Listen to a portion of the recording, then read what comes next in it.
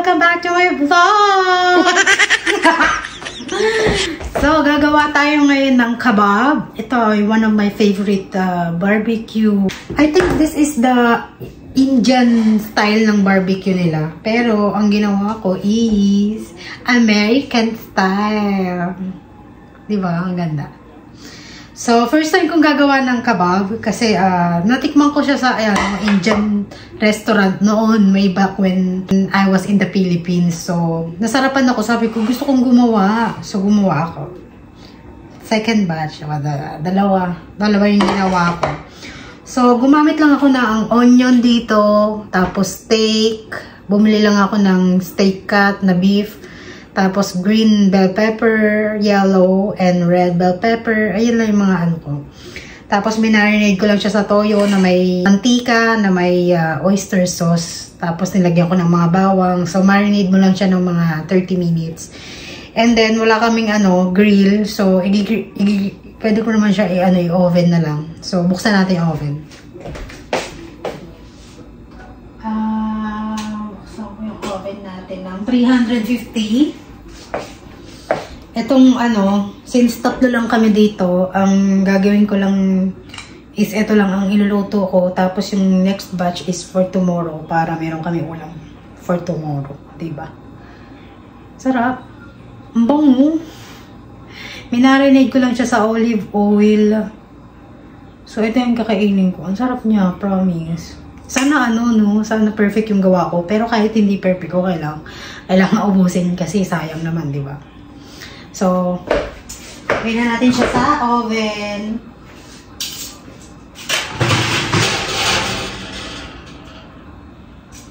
Lagyan natin siyang ganyan.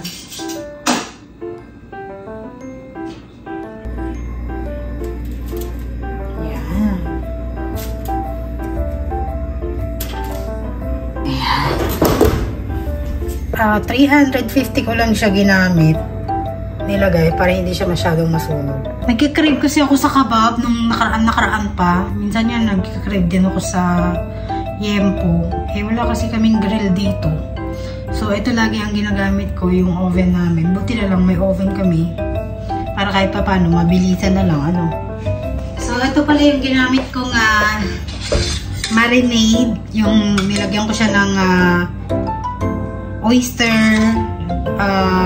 sauce, soy sauce, at saka olive soy sauce. Meron pa olive oil, diba? So, tansya-tansya lang. Tapos, naglagay rin ako ng garlic powder and onion. Ayan.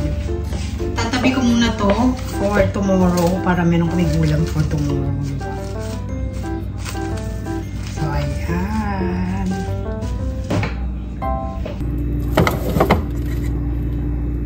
Timeran natin yung ating ang hindi masunog. Mga 10 minutes lang. Tingnan natin. I-check natin ang 10 minutes.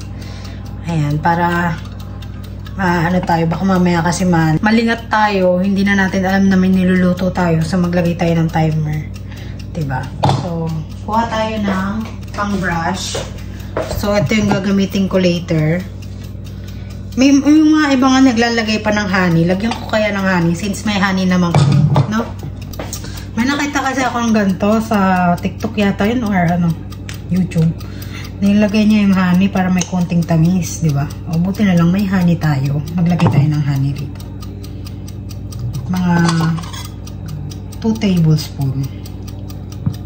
Di ba? Para masarap naman kahit paano. May tamis ng konti. Masarap na ito kasi nung kumain nga kami sa Indian restaurant yun eh. I think yung dito, pumunta kami Singapore or nasa Philippines kami sa Green Hills. Indian restaurant ba yun or kalimutan ko na. Basta mga Indian siya, mga anong tawag doon wala na, nasa dulo ng dila ko. Ang sarap talaga, hindi ko na nakalimutan. Sabi ko, ay, ang sarap na ito, babalikan ko to. Kaya lang, naalala ko. Di ko naman gawin dito sa bahay lang, no? Kasi, hindi pa ako nakakakita dito sa aming lugar ng Indian restaurant. Mga puro Chinese, mga American, Chinese. Gusto ko iba-ibang ano, di ba? Para iba-ibang ano naman tayo. Tikman natin.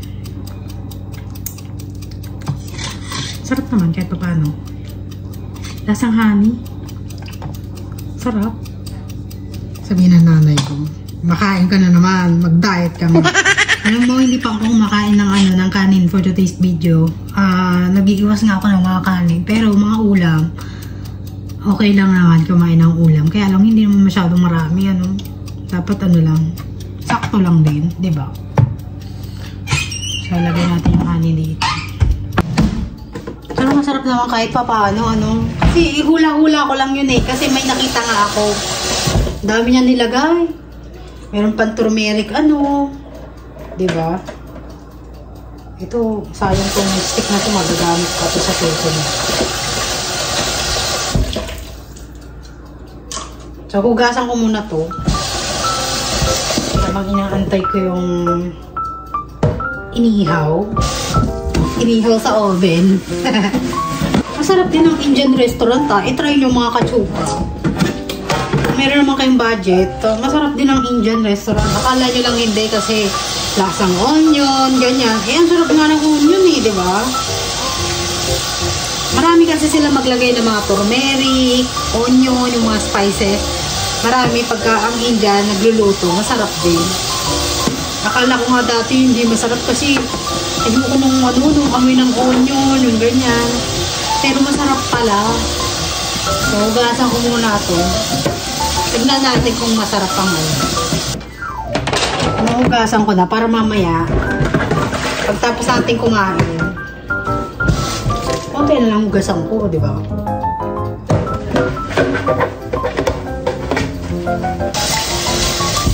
Sana lang talaga masarap ang kinalabasan.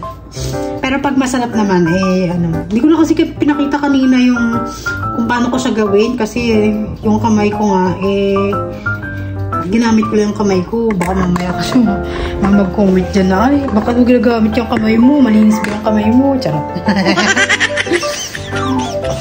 So, check natin. Ay, sarap! Ay, sarap naman yan. So, it's time na para lagyan natin siya ng ganyan.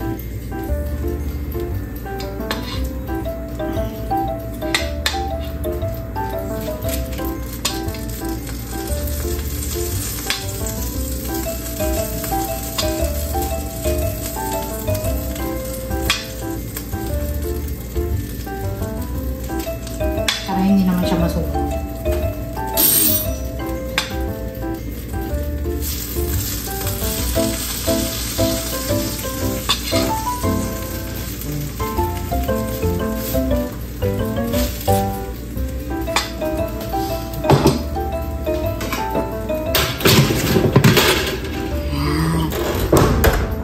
Silipin ko yung aking asawa rito, tsaka yung aking pusa. Baka ano nang ginagawa.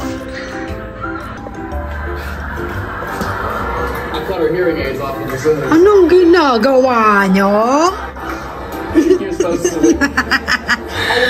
Why that cat is so lucky? Doing good. Man, not as lucky as you, baby.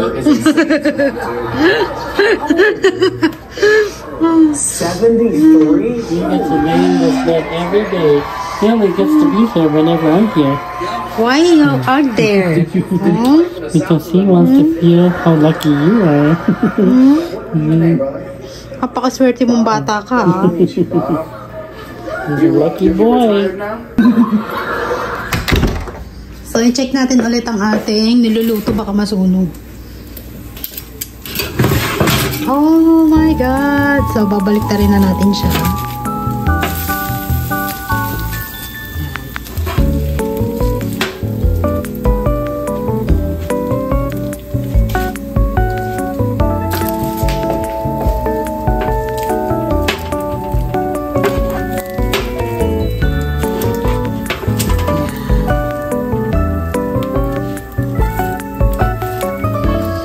Tapos, lagyan natin siya ulit na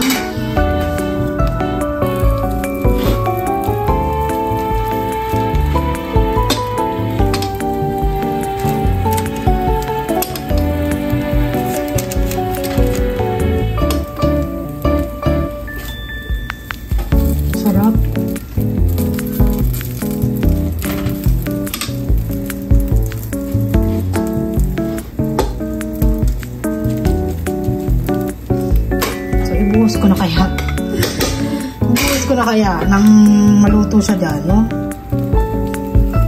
Para mas lalong masarap, ano?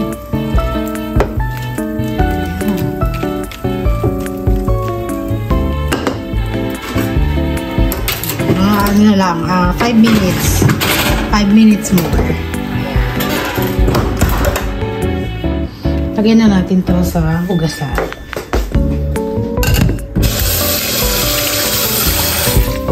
Buti na lang ang aming kitchen laging malinis. Ano?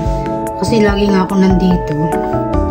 Pero siguro kung bumalik ako sa Philippines, naku, mag-uwi mo rito, naku, tayumbak yung kita mo na yung mga toyo dyan, nagkalat, yung mga asin, nagkalat. Diyos ko. Buti na lang talaga. Malinis ako sa bahay.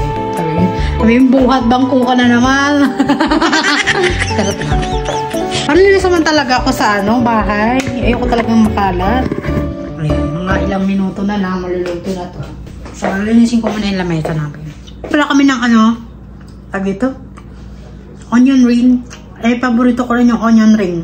Bumili kami sa Pick and Save. Tag dito? Actually, sakto lang siya. Masarap din. Kaya lang, siguro pag gumawa ako ng own version neto, mas masarap lalo. Kain ka ng kain dyan. Kaya mamimigay. Naku, mga ka-tube, kung taga dito lang kayo, naku. Siguro lagi rin tayong kain ng kain. Kaya lang kasi wala talaga akong kapitbahay dito. Yung kapitbahay ko malayo, hindi ko ka-close. Pero siguro next time, siguro pagka yung mga Pilipinang nandito, nalaman na dito ako nakatira, ganyan. Siguro next time pupunta sila rito. Sana malalapit lang sila, kasi minsan kasi ang layo nila mga 3 hours drive, malayo. So magsasundok na ako ng kanin nila. Para pagkakain sila, malamig na, kukuha na lang sila ng ng kanin. Pero ako, papapakin ko lang yung hindi na ako magkakanin. Parang dami ko lang nakain na Nagluto kasi ako ng butchi. Hindi ko na rin pinakita sa inyo kasi medyo maaga ko siya nagawa, mga almusal. Siguro mga 9 or 10. Medyo mahangin sa labas So hindi ko na pinakita sa inyo dahil medyo maaga nun. Parang tinatamad na nga ako mag-vlog kasi parang parang wala na nanonood ng vlog ko.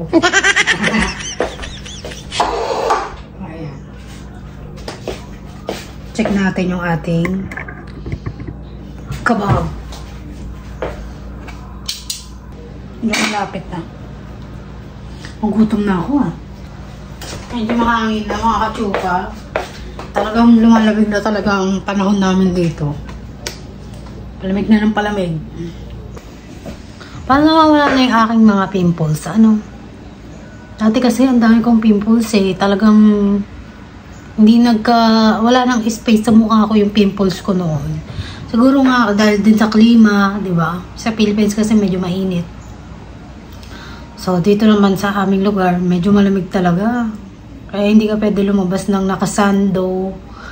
Pero nakakalabas naman ako ng nakasando pagka tuwing summer lang talaga. Pero pagka gantong panahon na, kailangan naka-jacket ka na kahit nasa loob ka lang ng bahay, malamig din. Minsan yung sumasakit na yung ulo ko. Parang, ba itong sobrang lamig.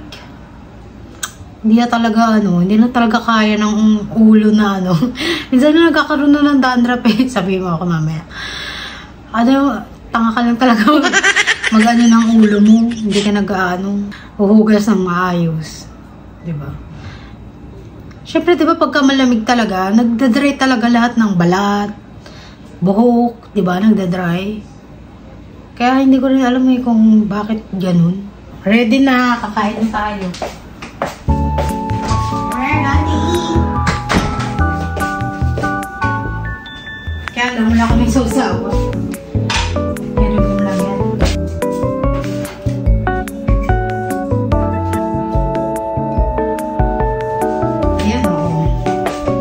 Kabab na kabab, hindi halatang sunog, no?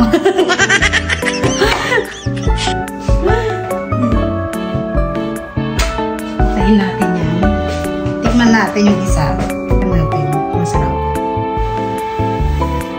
Yung ano pa lang, amoy pa lang ng bell pepper, masarap na.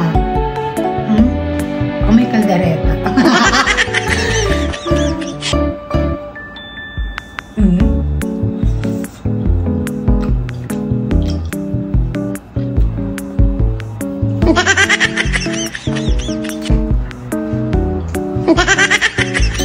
Kaldereta nga.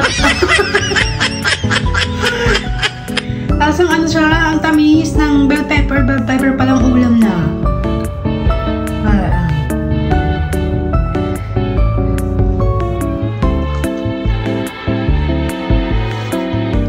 Malambot din yung steak. Sarap.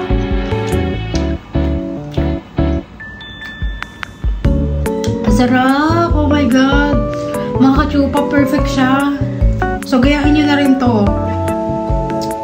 Huwag nyo kakalimutan bumili ng tatlong kulay na bell pepper. Pwede namang green and red lang. Kasi sa Philippines, bihira lang yung yellow, di ba? So, pwede rin gumamit na lang kayo ng green and red, tapos onion. Tapos, i-ano nyo, iihaw nyo. Ang sarap nyo, kahit wala sa sausawan. Kakain muna kami. So, ito yung sauce namin, tang steak. So, ito yung tikman mo, babe. Ano talaga? And tell me yun. Chef Albi. Taste test na natin.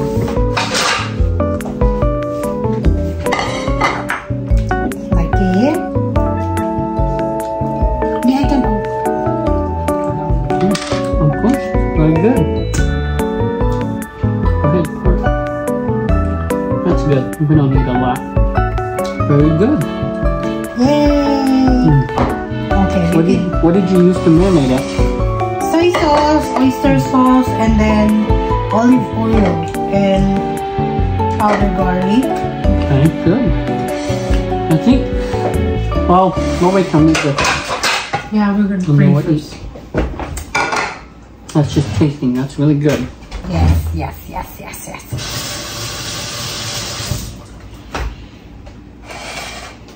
I think you can get this one because I ate this one already. So, kain muna kami mga kachupa. Tara, kain muna tayo. I'm so sorry. Thank you. Okay. 啥个讲是收礼的上网了吗？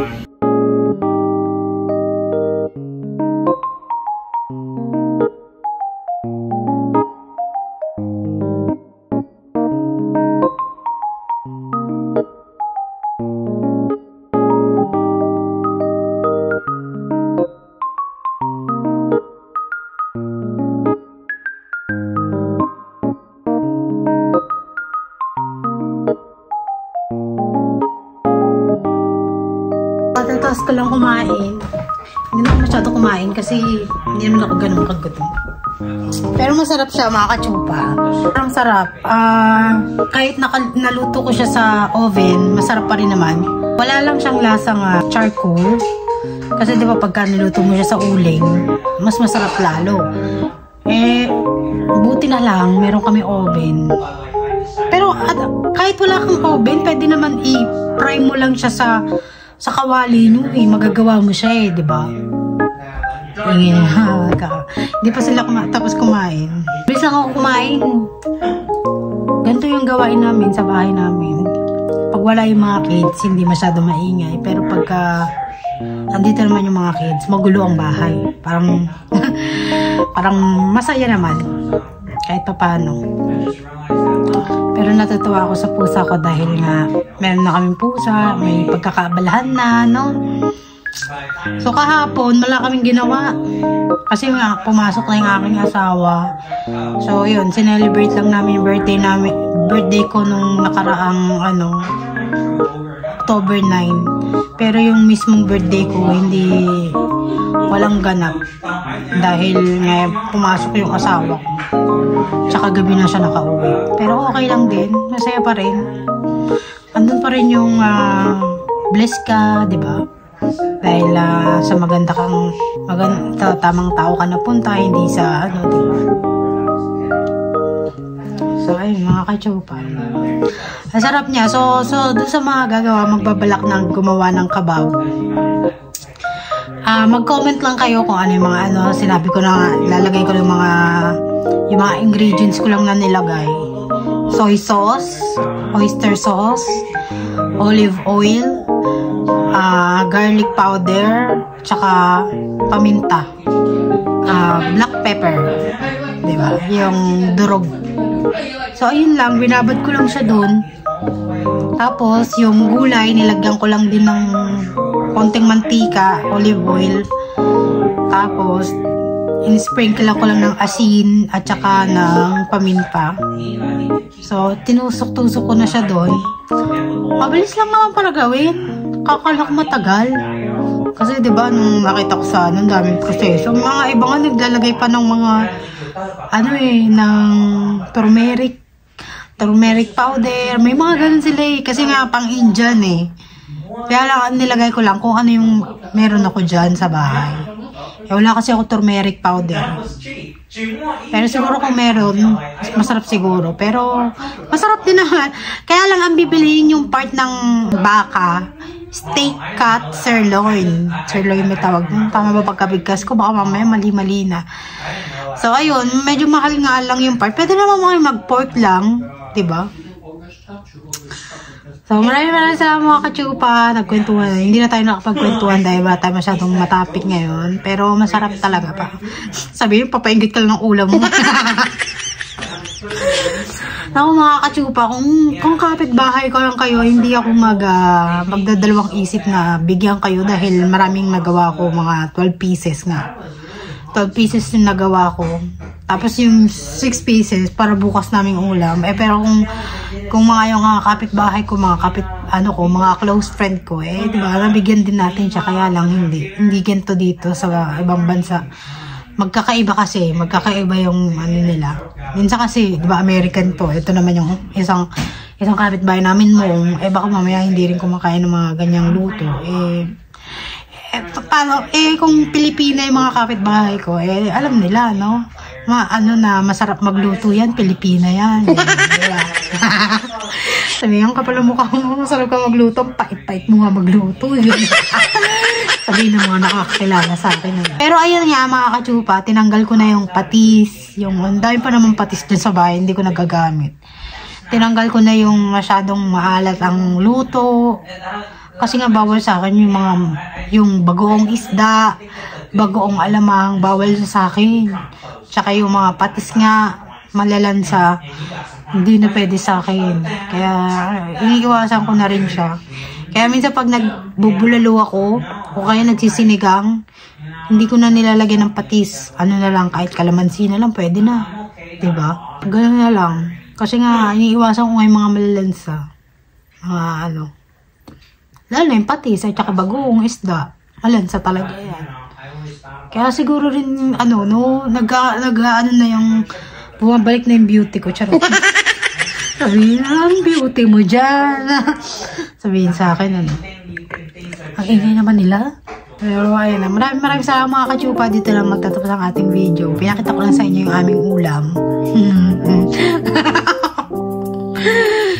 Alam mo mga ka-chupa, lagi ako nakakita ng ng 222, 444, yung mga pare-pares, 333, 5, ngayon 555 na. Diba? So, lagi ako nakakita. Siguro nga may sign yun. May mga sign yun. So, comment down below kung alam mo yung mga sign na yun. Alam ko kasi mga parang angel sign. Parang gano'n. Pero yun, maraming salamat mga ka-chupa sa panonood ng aking video. Don't forget to like, subscribe, our YouTube channel. Thank you so much and God bless you all.